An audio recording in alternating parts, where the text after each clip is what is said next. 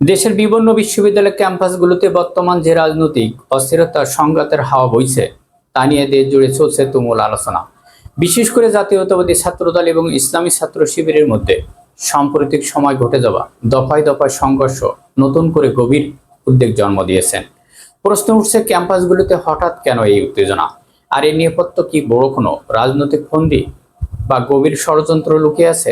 চলুন পুরো বিষয়টি আমরা আজকে ধাপে ধাপে আলোচনা করি। দর্শক, আপনাদের শুরুতে একটি বিষয় মনে করিয়ে দিতে চাচ্ছি। 5ই আগস্টের পরবর্তী সম্পূর্ণ এক নতুন বাংলাদেশ। হাসিনার আমলে যেভাবে পুলিশ প্রশাসনকে ব্যবহার করে বল প্রয়োগ করে ক্যাম্পাসগুলোতে নিয়ন্ত্রণ করা হতো, কিংবা শিবিরের ওপর নানা নিপীড়ন চালিয়ে ক্যাম্পাস দখল করা হতো, সেই পুরনো থিওরি এখন আর কোনোভাবেই কাজ করবে না। কিন্তু অত্যন্ত দুঃখের বিষয় হলো, ক্যাম্পাসগুলোতে থেকে মারামারি বা সংঘাতের সংস্কৃতি যখন প্রায় উঠে গিয়েছিল, ঠিক তখনই বিভিন্ন জায়গায় তুচ্ছ ঘটনাকে কেন্দ্র করে আবার সেই পুরনো দৃশ্যপট ফিরিয়ে আনার চেষ্টা চলছে বিএনপি ছাত্র দলের। রংপুর বেগম রোকেয়া বিশ্ববিদ্যালয় কিংবা জগন্নাথ বিশ্ববিদ্যালয় সাম্প্রতিক ঘটনাগুলো তার একটি জ্বলন্ত প্রমাণ। ঘটনাগুলো গভীরভাবে যদি আমরা তাকাই, তবে দেখতে পারবো রংপুর বেগম রোকেয়া বিশ্ববিদ্যালয় শিবিরের একটি শান্তিপূর্ণ প্রোগ্রাম বিনা উস্কানিতে হামলা চালানোর অভিযোগ করছে বিএনপি ছাত্র দলের বিরুদ্ধে।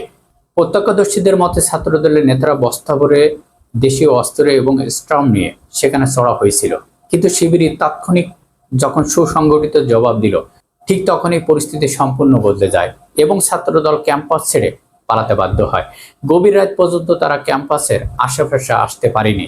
একই চিত্র দেখা গেছে রাজধানী জগন্নাথ বিশ্ববিদ্যালয়েও, যেখানে সাধারণ শিক্ষার্থীরা যখন তাদের দ্বিতীয় ক্যাম্পাসের কাজ সেনাবাহিনীর কাছে হস্তান্তর, অস্থায়ী আবাসন এবং মেডিকেল সেন্টারের উন্নয়নের মতো সম্পূর্ণ যৌক্তিক এবং সাধারণ দাবি নিয়ে প্ল্যাকার্ড প্রদর্শন করছিল, ঠিক তখনই সেখানে হামলা চালানো হয়।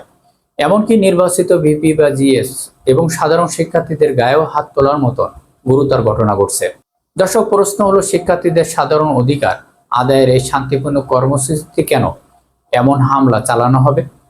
রাজনৈতিকভাবে মনে করা হচ্ছে বর্তমান পরিস্থিতি ছাত্র দলের কৌশল অত্যন্ত সন্দেহজনক। তারা ক্যাম্পাসে ছোটখাটো ঝামেলা এবং উস্কানি দিয়ে বড় ধরনের একটি রক্তক্ষয়ী সংঘর্ষের পরিবেশ তৈরি করতে চাচ্ছে। কেন তারা এমনটাই করতে চাচ্ছে? কারণ একটাই, বর্তমান ক্যাম্পাসে জোরপূর্বক বা শিক্ষার্থীদের মিছিল নেওয়া, ভয়ঙ্কর গেম রুলস চালু করা কিংবা সিট দখল করার মতন তাদের ক্ষমতা এখন তাদের হাতে নেই। সাধারণ শিক্ষার্থীদের মাঝে তাদের সেই আগের প্রভাব বা জনসমর্থন না থাকার কারণে ক্ষুব্ধ বেসামাল হয়ে উঠছে।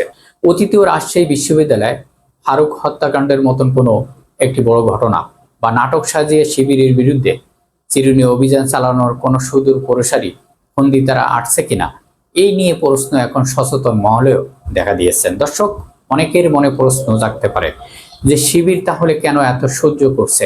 শিবির সহ্য করছে কারণ একটাই, শিবির যদি সত্যিই তাদের পূর্ণ শক্তি প্রয়োগ করতে চায়, তবে বর্তমান ছাত্র সংসদে নির্বাচনের ফলাফল বা মাঠের জনশক্তি অনুযায়ী ছাত্র দলের পক্ষে 1 ঘন্টাও টিকে থাকা সম্ভব নয়। শিবিরের শক্তি ছাত্র দলের তুলনায় 3 ভাগের 1 ভাগও কম নয়, কিন্তু শিবির চাইলে কড়া জবাব দিয়ে ক্যাম্পাসগুলো পুরোপুরি তাদের নিজেদের নিয়ন্ত্রণে নিয়ে যেতে পারত, কিন্তু শিবির তা করছে না। কারণ তারা খুব ভালো করেই জানেন যে এখন যদি তারা বড় ধরনের কোনো পাল্টা মারামারিতে জড়িয়ে পড়ে, তবে প্রতিপক্ষ সেই সুযোগটা কাজে লাগিয়ে পুরো দেশের শিক্ষা অঙ্গনের ভয়াবহ অস্থিরতা তৈরি করবে। তাই শিবির অত্যন্ত ধৈর্যের পরিচয় দিচ্ছে এবং পরিস্থিতি খুব সতর্কর সাথে পর্যবেক্ষণ করছে। দর্শক, এটাকে যদি কেউ শিবিরের দুর্বলতা ভাবে, তবে সে বোকার স্বর্গে বাস করছে। দর্শক, সর্বশেষে একটি কথা অত্যন্ত স্পর্শকাতর বলতে হচ্ছে, ছাত্র রাজনীতি বা ক্যাম্পাস দখল নিয়ে কেউ যদি ক্ষমতার অপব্যবহার করতে চায়, তবে ছাত্র সমাজ তা কখনো মেনে নেবে না। বিএনপি বা তাদের অঙ্গ সংগঠনগুলো নেতাকর্মীদের একটি স্পষ্ট মনে রাখা উচিত যে তারা যদি বিগত আমলের মতন জোরপূর্বক পথ বেছে নেয়, তবে পরিণতি কিন্তু শুভ হবে না। বিশ্ববিদ্যালয়গুলো কোনো দলের লেজুয়া ভিত্তিক জায়গা নয়, এগুলো হলো মেধা চর্চা এবং শিক্ষার্থীদের ভবিষ্যতের ঠিকানা। দর্শক, এই পুরো পরিস্থিতি নিয়ে আপনার নিজস্ব মতামত অবশ্যই কমেন্ট করে জানাতে ভুলবেন না। ভিডিওটি ভালো লাগলে সর্বস্তই শেয়ার করে দেবেন। সবাই ভালো থাকবেন, ধন্যবাদ।